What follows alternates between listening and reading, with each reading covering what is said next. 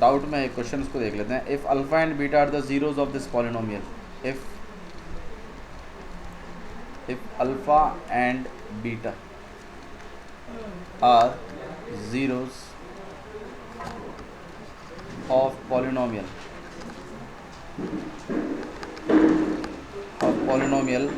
p of x 3x square plus में 2x plus में 1, find the polynomial. Find polynomial whose zeros are 1 minus alpha, 1 plus alpha and 1 minus beta upon में 1 plus beta. Alpha and beta अगर किसी polynomial के, इस polynomial के अगर zeros हैं तो आप मुझे पॉलिनोमियल बताइए जिसके ज़ीरोज़ ये होंगे. तो भैया जिसके भी ये ज़ीरोज़ होंगे. और तो भैया आसान तो लग रहा करते कि हम अल्फा निकाल लेंगे और बताए एलिमिनेशन कर देंगे जब तूने वही तो किया है. तो मैं आपसे ये कह रहा हूँ एक्स स्क्वायर माइनस 1 माइनस में अल्फ़ा अपॉन में 1 plus alpha plus 1 minus beta upon में 1 plus beta x plus 1 minus alpha upon में 1 प्लस अल्फ़ा और 1 माइनस बीटा अपॉन में 1 प्लस. भाई यही वाला पॉलिनोमियल जानना है ना आपको? अरे हाँ या ना? तो एक काम कर लेते हैं.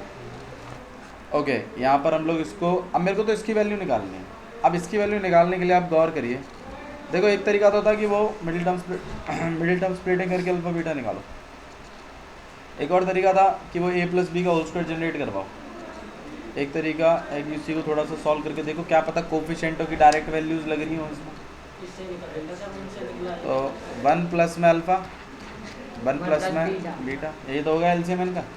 तो यहाँ क्या हो जाएगा 1 माइनस अल्फ़ा और 1 प्लस बीटा. हाँ या ना? माइनस 1 माइनस बीटा और 1 प्लस में. क्लियर है? एलसीएम ले लिया मैंने और मल्टीप्लाई कर दी. ठीक है. और यहाँ पे क्या हो जाएगा, ये तो आपके पास डायरेक्ट मल्टीप्लाई है. यहाँ 1 माइनस अल्फ़ा और 1 माइनस. किसी को डाउट है तो बताओ भाई. यहाँ पे मल्टीप्लाई कर रहे हैं. बोल भाई. एलसीएम ले लिया.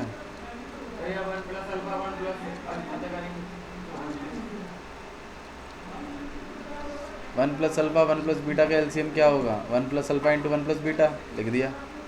फिर 1 प्लस अल्फ़ा से इसको डिवाइड करेंगे तो 1 प्लस अल्फ़ा तो हट जाएगा, 1 प्लस बीटा बच जाएगा. ऊपर वाले को किससे मल्टीप्लाई करेंगे? 1 प्लस बीटा से. कर दिया. फिर बीच में प्लस लेगा. फिर इधर वाले को करेंगे 1 प्लस बीटा से 1 प्लस बीटा कट जाएगा, 1 प्लस अल्फ़ा बच जाएगा. 1 माइनस बीटा से मल्टीप्लाई कर देंगे 1 प्लस अल्फ़ा.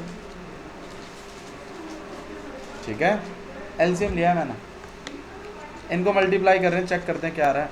1 और प्लस में बीटा माइनस अल्फ़ा माइनस में अल्फ़ा बीटा. कोई दिक्कत है? ऐसे इनको मल्टीप्लाई कर रहे हैं. कितना हो जाएगा आपके पास? 1 plus alpha minus beta minus alpha beta. नीचे भी मल्टीप्लाई कर रहे हैं. 1 plus beta plus alpha plus alpha beta x minus x square. देखेंगे ऊपर में भी मल्टीप्लाई कर रहे हैं. 1 minus beta minus alpha plus alpha beta.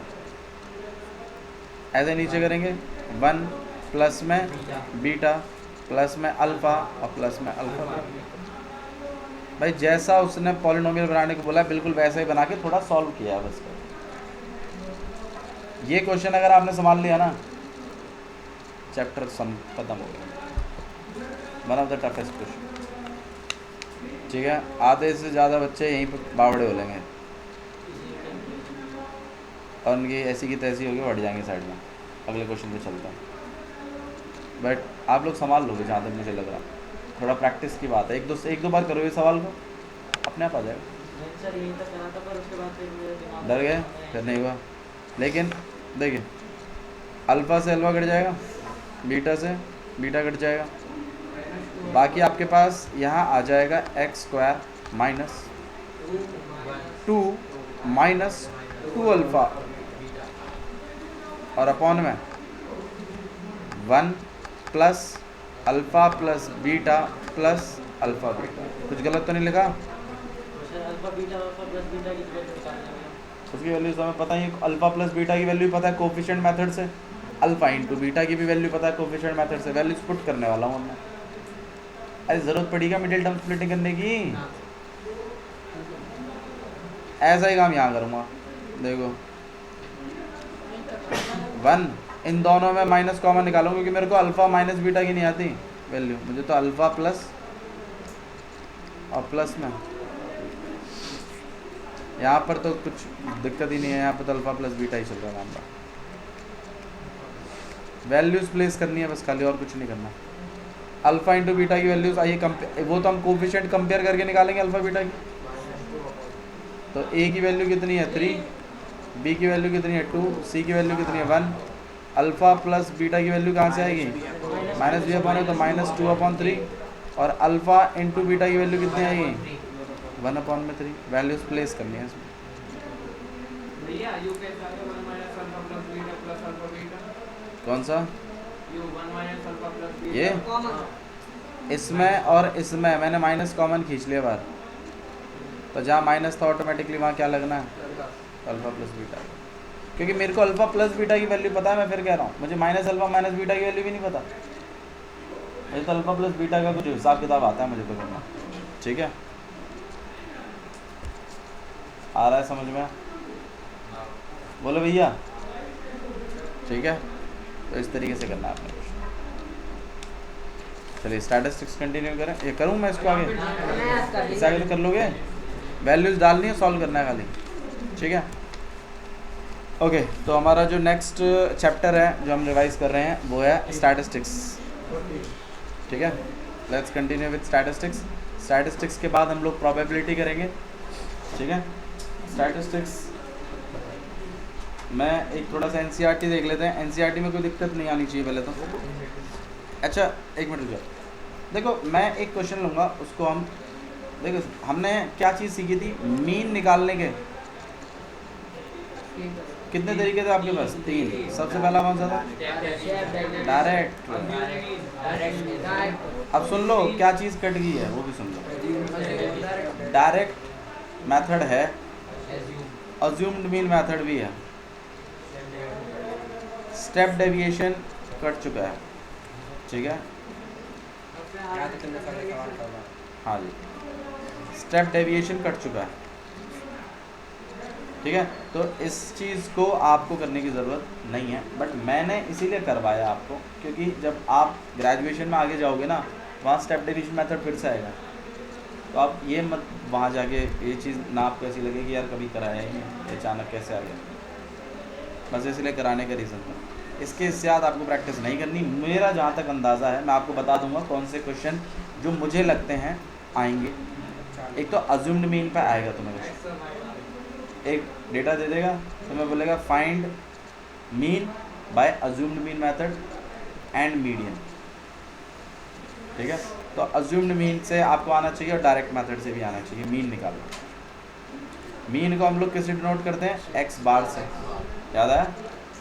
Direct method का फॉर्मूला क्या है? समेशन ऑफ एफ आई,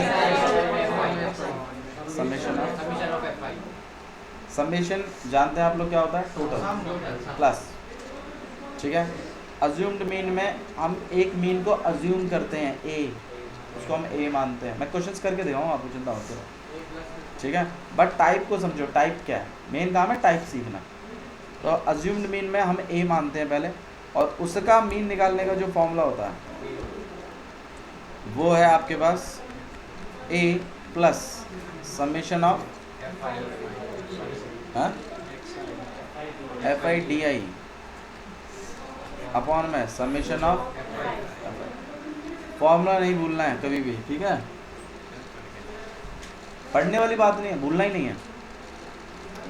मेरा नाम क्या है? याद नहीं किया ना ये? अरे किया क्या, याद करके आया था बस वेरी बात, ठीक है, भूलना नहीं है। ये सब मैं इसलिए तो करा रहा हूँ आपको, मैं नहीं भूल रहा यार, तुम क्यों भूल रहे हो? तो मेरे जितना पढ़ा दो तुम भी, खत्म, तुम्हें भी याद हो जाएगा। पढ़ाने की बात है सारी, जो पढ़ा देगा उसे याद हो जाएगा, जो पढ़ता रहेगा वो भूलता रहेगा। सच्चाई तो ये है, तुम सिखा दो तुम नहीं भूलोगे, उससे वो याद रखे या ना रखे उससे तुम्हें कोई मतलब नहीं। रट लेते हैं तो आपको आज याद है, 10 दिन याद है, 12वें दिन आपने फेरना पड़ेगा। तुम सिखा दोगे तो तुम नहीं भूलोगे, क्योंकि जब आप किसी को सिखाते हैं तो वो आपकी डीप मेमोरी में चला जाता है, माइंड की। बस सिंपल कॉन्सेप्ट। ओके, तो आइए क्वेश्चन करते हैं, उसे हम डायरेक्ट से भी करेंगे और अज्यूम्ड मीन से भी करेंगे। हम वही क्वेश्चंस कर रहे हैं जो आने के चांसेस ज़्यादा हैं, ठीक है। तो सबसे पहले हम लोगों ने कंटिन्यूस इंटरवल्स पढ़े थे। कंटिन्यूस इंटरवल में यहाँ पे होता है आपका CI, है ना, इसे हम क्या बोलते हैं, क्लास इंटरवल, ठीक है। फिर होता है आपके पास फ्रीक्वेंसीज, जैसे हम लोग FI कहते हैं।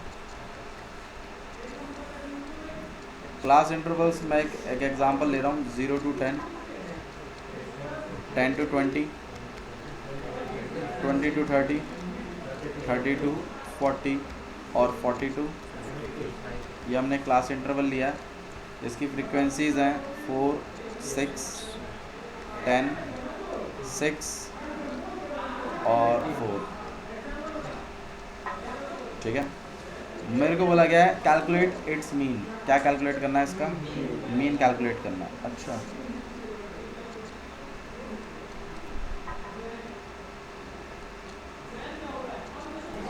ठीक है, तो सुन लो इधर क्या करना है आपने।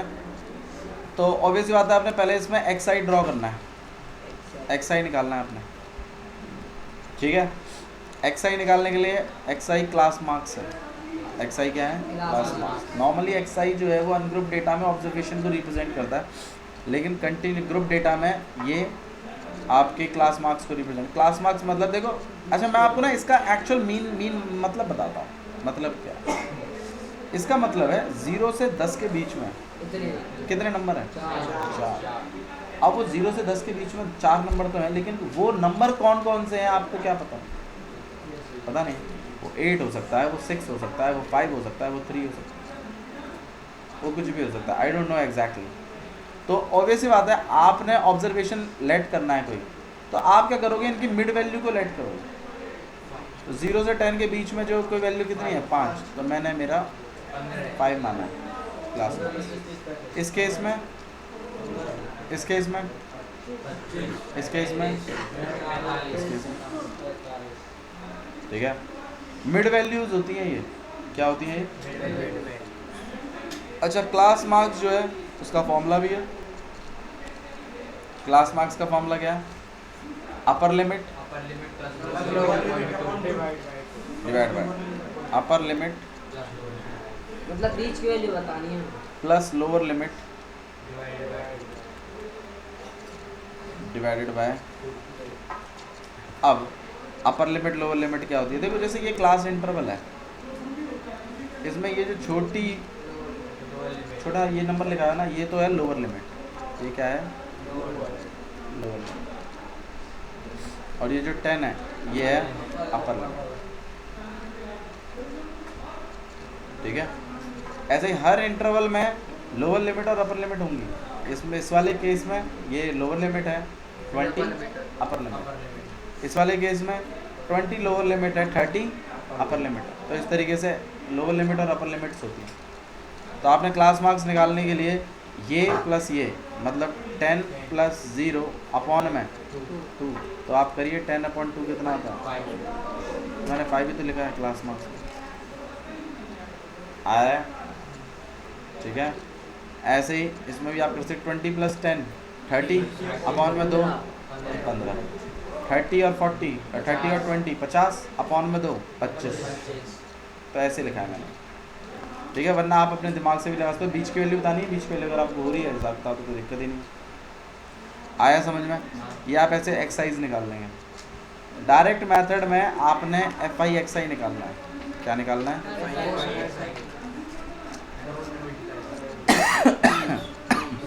देखो इसमें एक चीज़ और भी है, बहुत बार आप लोग ये कंफर्म करोगे, चलो F stands for frequency, what is I stands for? I क्या है? आई इंटरवल नहीं है, आई ये वैल्यूज हैं। मतलब ये जो पहली वाली वैल्यू है ये F1 है, ये वाली F2 है, ये F3 है, ये और ये। तो ये जो I है ना आपका, ये नंबरों को रिप्रेजेंट कर रहा है। तो मेरी I की वैल्यू तुम खुद बताओ कहाँ से कहाँ तक गई है? 1 से लेकर 5 तक आया। ऐसे ही x में भी होगा, ये वाली जो बात होगी x1, ये x2, ये x4 और ये। तो अब मैं यहाँ पर एफ आई एक्स आई लिख रहा हूँ, तो तुम समझो इस बात को, अगर पहली वाली वैल्यू लिखनी है तो मुझे F1 को मल्टीप्लाई करना पड़ेगा किसके साथ? नहीं है, ये बातें लिखनी नहीं है, F1 F2 x1 x2 ये समझनी है, ठीक है? ओके, तो पहली वाली जो होगी वो होगी 20, दूसरी वाली, तीसरी वाली, फिर 6 30, 3 ऊपर कैरी गया, और यहाँ पर 180,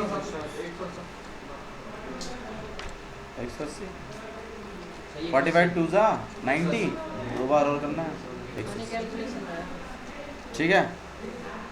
हाँ फील आया ना, कैलकुलेशन बड़ी रहती है डायरेक्ट मेथड में, ठीक है? ये आपके पास एफ आई एक्स आई हो गया।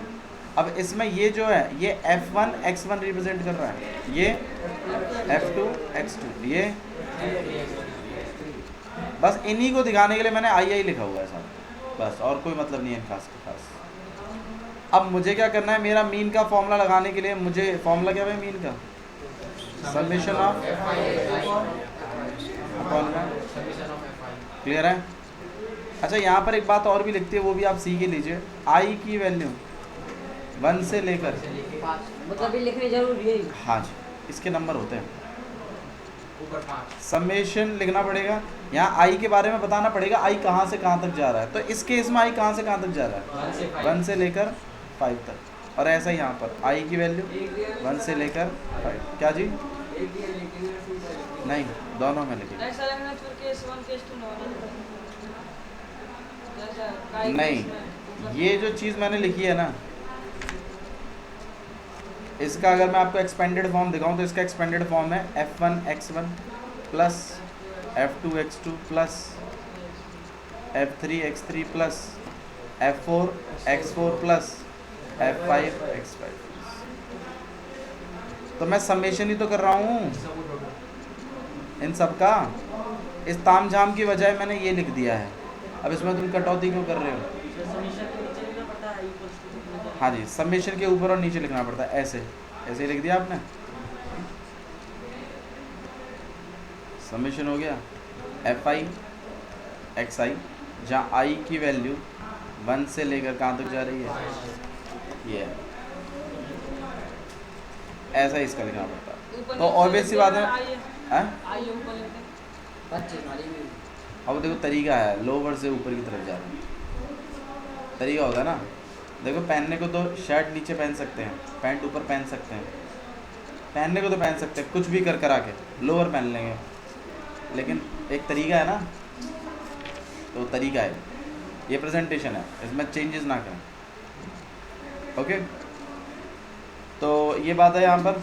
तो ये F1 x1 F2 ये ऐसे करते हैं अपॉन में। इसका मतलब भी आप समझिए, इसका मतलब है समेशन ऑफ F1 का मतलब है कि F1 plus plus plus plus, बस इन सब को लिखने के बजाय मैं ऐसे लिख रहा हूँ, मतलब यही है इसका।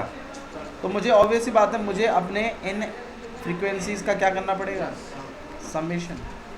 तो Fi xi का, अपने Fi का समेशन करना है। कितना हो जाएगा ये? 30। और इधर भी समेशन करना पड़ेगा। Fi 750 कितना हो जाएगा भाई?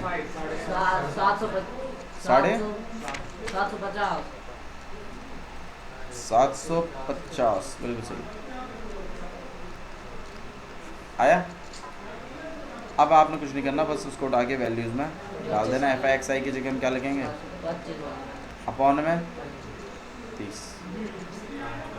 ये 0 0 कट गया, 3 से यहाँ पे 25। तो मीन कितना बैठा आपके पास, किसी को दिक्कत है तो बताइए। ये डायरेक्ट मेथड है। कौन सा मेथड है, डायरेक्ट मेथड में कुछ नहीं है, आपको एक इंटरवल दिया होगा, फ्रीक्वेंसी दी रखी होंगी, फिर आपने क्लास मार्क्स निकालना है एक्स आई, उसके लिए upper limit plus lower limit करनी है। हाँ जी ठीक है, डाउट है कोई, ओके। फिर आपने एफ आई एक्स आई करना, नहीं वो मोड होता है। मीन का मतलब होता है एवरेज वैल्यू, मीन का मतलब क्या है, एवरेज वैल्यू। अब एवरेज वैल्यू को समझ लो आप, बहुत बार आप तकलीफ में आ रहे हैं इस चीज़ को लेकर। जैसे मान लीजिए आप सब जब पिकनिक पे जाते हैं, जैसे मैंने आपको एक एग्जांपल ऑलरेडी दे चुका हूँ, मैं उसी एग्जांपल को रिपीट कर लेते हैं। आप सब मान लीजिए कल पिकनिक पे जा रहे हैं और मैंने बोला हाँ भाई सबको बर्गर लेके आने हैं, तो ऐसा होगा कोई बंदा 3 बर्गर लाएगा, कोई 2 लाएगा, मैं यहाँ पे मान लो 4 लोग जा रहे हैं, ठीक है, पर्सन 1 पर्सन 2 पर्सन 3 पर्सन, ठीक है, यानी ये पिकनिक पर जा रहे हैं, तो ये सब लोग जो है बर्गर्स लेके आएंगे। मान लीजिए ये 2 बर्गर लेके आए, ये सोच रहा है 4 लोग हैं, कम से कम 4 तो लेके चलता ही है। ये भाई थोड़ा सा फ्यूचर की सोच के चलता है कुछ है, और ये कुछ नहीं लाया, ये खाली आता है, मतलब कोई बात नहीं, कोई ना कोई तो लाएगा, इससे ले लूँगा, या फिर मैं क्यों खर्चा करूँ, इससे अमीर हो जाएगा ना। ऐसे देखो, ठीक है। अब ये सब पिकनिक पहुंच गए, तो अब ऐसा नहीं है कि जो कुछ नहीं लाया वो भूखा मरेगा, ऐसा नहीं है। इंसानियत नाम की भी एक चीज़ होती है। तो ये लोग जब पिकनिक पर जाते हैं तो क्या होता है ना, इन सब के सामान को हम लोग कलेक्ट कर लेंगे। कितना बैठा, तो हमारे पास टोटल कितने बर्गर हैं, और ये बराबर बैठने चाहिए सब में। ये जो 3 है ना, ये है मीन, मतलब किसी को ज़्यादा है किसी को कम है, लेकिन जिसके पास ज़्यादा है उससे लेके उसको अगर इक्वली डिस्ट्रीब्यूट कर दिया जाए तो हर एक के बट में कितना आएगा, दैट इज़ द मीन। जैसे आप लोग का कोई क्लास टेस्ट हुआ साइंस का, और मान लो मैं आया, मैंने पूछा सर से, विनोद सर से, सर बच्चे कैसा कर रहे हैं, कितने नंबर आ रहे हैं बच्चों के लगभग, तो सर बोलेंगे लगभग 7 साढ़े 7 नंबर आ रहे हैं सर। तो ये 7 साढ़े 7 क्या है, ये मीन है। लगभग इतने आ रहे हैं, मतलब ज़्यादातर बच्चे 7 साढ़े 7 एवरेज किसके पास है। ऐसा नहीं है कि सब बच्चों के 7.5 आए हैं, ऐसा नहीं है, लेकिन जितने भी आए हैं अगर मैं उनको इक्वली बांटूं नंबरों को, तो हर एक के बड़े में कितने आते हैं, 7.5। This is the mean, this is the mean. आया समझो, किसी को दिक्कत है तो बताओ, ठीक है भैया।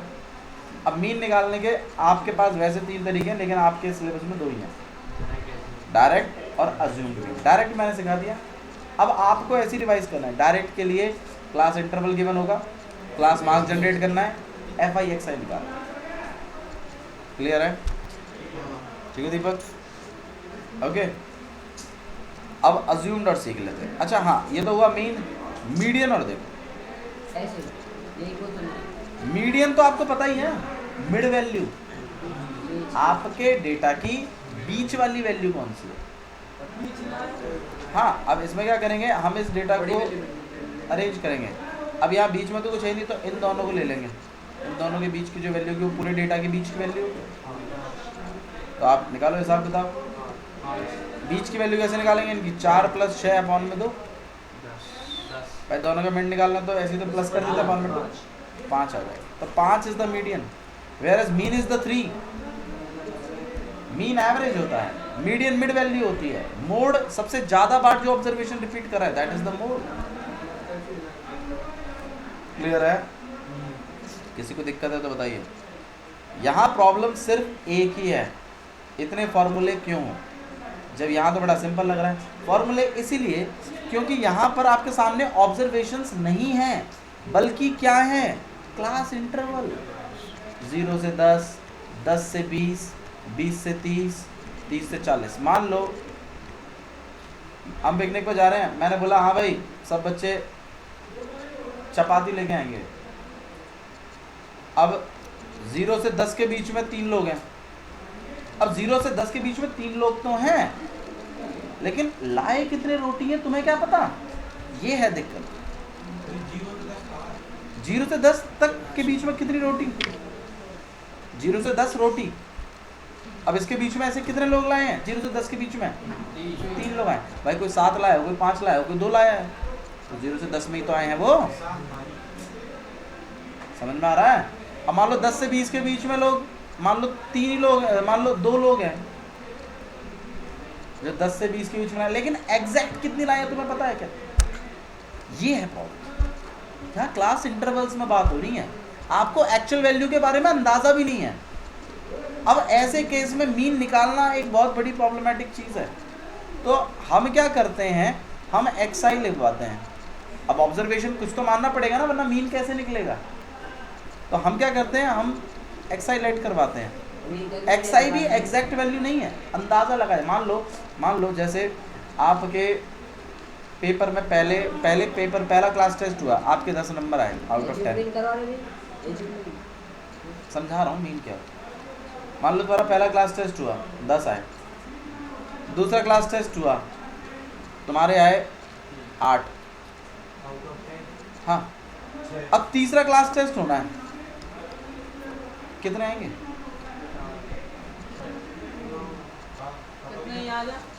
पता तो एग्जैक्टली किसी को नहीं है, लेकिन फिर भी अंदाजा लगाना हो तो कितना लगाओगे?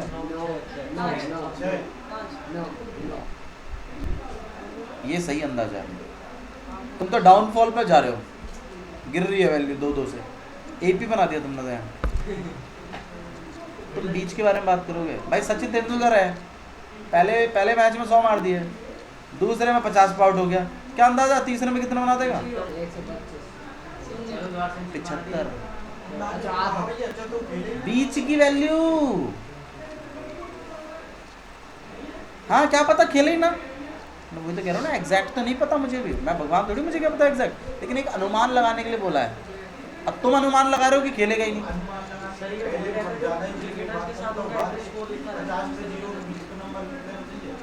हाँ, लेकिन 50 से 0 के बीच का लेना चाहिए, लेकिन एक अनुमान लगाया जा रहा है पिछली परफॉर्मेंसों के हिसाब से। अब 0 से लेके 10 के बीच में 3 लोग लाए हैं चपाती, मुझे अंदाजा लगाना है कितनी लाए होंगे। कितनी लगाओगे? 9 लगा दोगे? 5 लगभग बीच वाली वैल्यू, उसे ही हम एक्स आई कहते हैं, और शुद्ध भाषा में क्लास मार्क्स कहते हैं। कैसे ना बेटा, हाँ कोई कुछ भी ला, वही तो मैं कह रहा हूँ ना, लेकिन हमें एक अंदाजा लेना है, तो मैथमेटिकली अंदाजा मिड वैल्यू लेते हैं हम हमेशा। मैं भी तो वही कह रहा हूँ, अंदाजा लेना है, लेने को तो तुम कोई भी अंदाजा ले लो। तुम कहोगे 9 ला रहे हैं, हम तो तीनों के तीनों 10 लाए,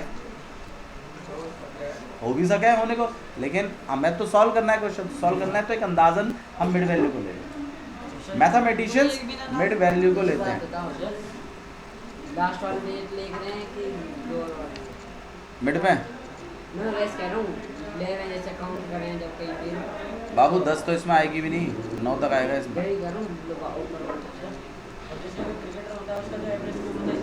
ऐसे ही निकलता है, पिछले स्कोरों के सारे रन जोड़ देते हैं, अपॉन में कितना खेला है, फिर उसका एवरेज निकलता है कि हर मैच में इतने बना रहा। अब अगले मैच में इतने बनाएगा, वही तो एवरेज है, अगले मैच में इतना बना देगा।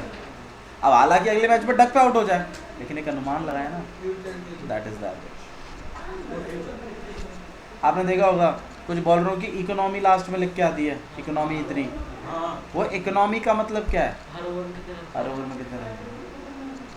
अब हालांकि ऐसा हो सकता है कि अगले ओवर में अगला ओवर में डाल दे, होने को तो कुछ बोले, लेकिन एक अंदाजा, मैथमेटिकल वैल्यूज, दैट इज ठीक है। तो यहाँ पे अपना एक 0 से 10 के बीच में अंदाजा लेना है, हम मिड वैल्यू लेते हैं, वो क्लास मार्क्स है।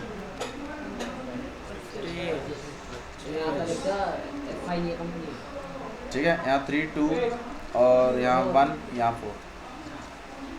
ठीक है, मैं अब आपको अज्यूम्ड मीन सिखा रहा हूँ। क्या सिखा रहा हूँ मैं? अरे बना लिया यार बेटा, ऐसी बातें करता है, दूसरी बार पढ़ रहा है तू स्टैट्स। हाँ, ऐसी गवारों वाली बात मत किया करो। ये FI है। हाँ बोलो। नहीं बता रहे तो अपने किसी मेथड से कर सकते हो, डायरेक्ट से करो, अज्यूम से करो, तुम्हारी मर्जी। बहुत टाइम है डायरेक्ट से करो, कम टाइम है कैलकुलेशन थोड़ी इजी रखनी है, अज्यूम से करो। अज्यूम्ड में क्या करते हैं, ये करने के बाद हम अपने अंदाज से, नाम ही है अज्यूम्ड मीन, अपने अंदाजे से कि भाई मीन शायद ये हो, शायद। अब कंफर्म नहीं है कि 15 होगी, लेकिन मैंने अंदाजा लगाया है।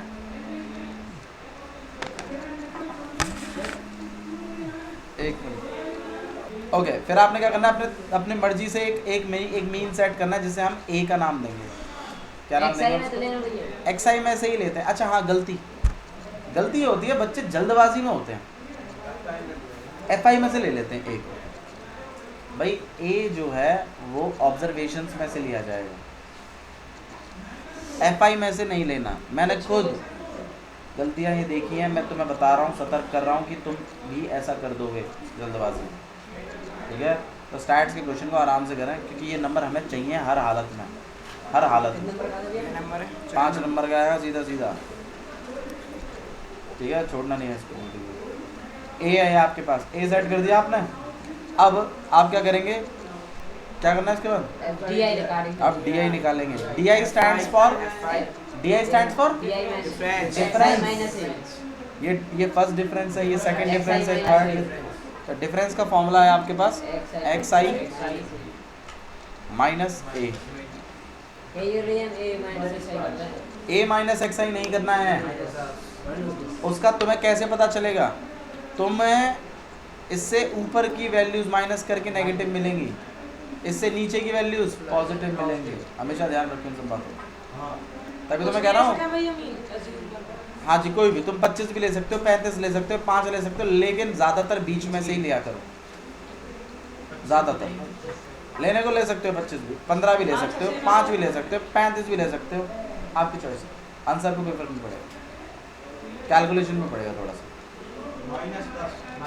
करेंगे माइनस, कितना हो जाएगा भाई?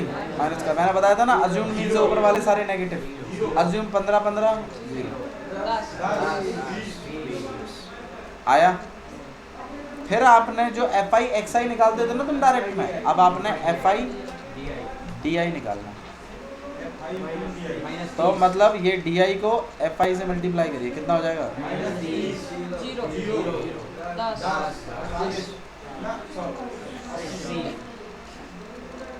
ठीक है, अब आपने सबमिशन करना है FI DI का। फॉर्मूले की रिक्वायरमेंट है, फॉर्मूला फिर क्लियर कर देता हूँ आपको अज्यूम्ड मीन का। हाँ, A plus summation of FI DI upon में समेशन ऑफ FI, जहाँ पे समेशन के लिए। अच्छा यार, यहाँ पे I की वैल्यू कहाँ से कहाँ तक सेट है? भैया 1 से 4 तक। 1 से लेके 4। एक बात बता, तो खाली सिग्मा ऑफ FI के नीचे ना FI DI के। हाँ जी, ये के नीचे ना FI DI sigma of FI DI। हाँ जी, ये क्लियर है। ऐसे ही FI का भी सबमिशन कर लेते हैं। कितना हो रहा था FI का सबमिशन? 5 और 5 10 हो रहा। एक के साड़ी की इसका कितना हो जाएगा भाई? अब देखो, इसका प्लस करते टाइम बच्चे गलती कर सकते हैं। मेरी गाइडेंस आपको है कि नेगेटिव वालों को जोड़ लो, पॉजिटिव वालों को जोड़ लो, फिर माइनस कर देना। कितना हो जाएगा? ये 90। ये कितना हो गया? माइनस का 30, माइनस करो कितना हो गया? 60। ये FI DI प्लस का भी हो सकता है, माइनस का भी हो सकता है, और ये 0 भी आ सकता है। तो तुमने सही लिया हुआ है। अगर तुम बिल्कुल सही मीन, तुम्हारा assumed mean he actual mean है, तो भाई इसमें तुम देखो ना, एक्चुअल मीन निकालने के लिए अज्यूम में कुछ प्लस करना है तुम्हें। तो अगर तुम्हारा FI DI इक्वल टू 0 आ गया, मतलब कुछ प्लस नहीं होना, तो मतलब तुम्हारा actual mean he assumed mean और एक्चुअल मीन बराबर है। हाँ जी, लिख सकते हैं अगर FI DI आ गया तो। बोल भाई, ठीक है। अच्छा, FI DI नेगेटिव अगर होता है तो इसका मतलब है कि तुमने जो अज्यूम मीन किया है उसमें से कुछ घटने वाला है, मतलब एक्चुअल मीन लाने के लिए तुम्हारा माना हुआ मीन ज़्यादा है, कम कराना पड़ेगा उसको, इसलिए नेगेटिव आएगा। अगर FI DI प्लस का आता है तो इसका मतलब तुम्हारा माना हुआ मीन कम पड़ गया, उसमें कुछ और जोड़ना पड़ेगा। नहीं आया? कंसेप्ट क्लियर है? यही बात है, एक दूसरे को सिखानी है बस। ठीक है, तो यहाँ पे कितना आ रहा है भाई? 60। तो 60 अगर आया है तो इसका मतलब क्या है? ये ऐड होने वाला है कोई चीज़, मतलब कम हो गया हमारा मीन। तो अब हम इसको कैसे सॉल्व करेंगे? ये तो हमने 15 माना ही हुआ, FIDI 60 है, ये 10 है, 0 0 कट गया, 15 + 6 दैट इज़ 21। तो मेरा अज्यूम्ड मीन, मेरा एक्चुअल मीन कितना है? 21। किसी को दिक्कत है तो बताइए, बोलो भाई। मीन हमेशा पॉजिटिव आएगा। 21 हमारा मीन है गधे, 6 बढ़ाना है।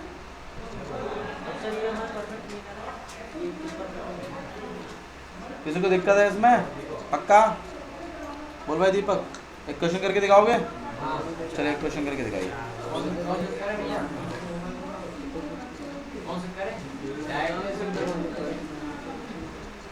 बता रहे।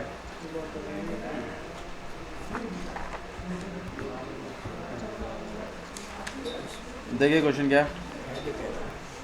क्वेश्चन है 0 से 10, 10 से 20, 20 से 30, 30 से 40, 40 से 50, 50 से 60, 60 से 70, और आपका फ्रीक्वेंसी है 8, 10, 10, 16, 12, 6 और 7. Calculate the mean using assumed mean method. Calculate mean using assumed mean method.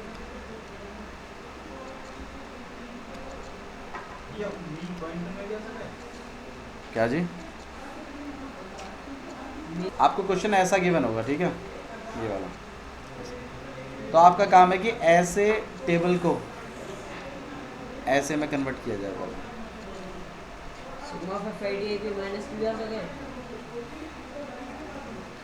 Homework ये है आप लोगों का घर का कि आपने कम से कम 3 question other than this question, 3 question और करके लाने खुद से अज्यूम्ड मीन के, ठीक है, और ये भी करके लाया। तो टोटल 4 क्वेश्चन है आपके पास करने के लिए। चलिए, थैंक यू वेरी मच।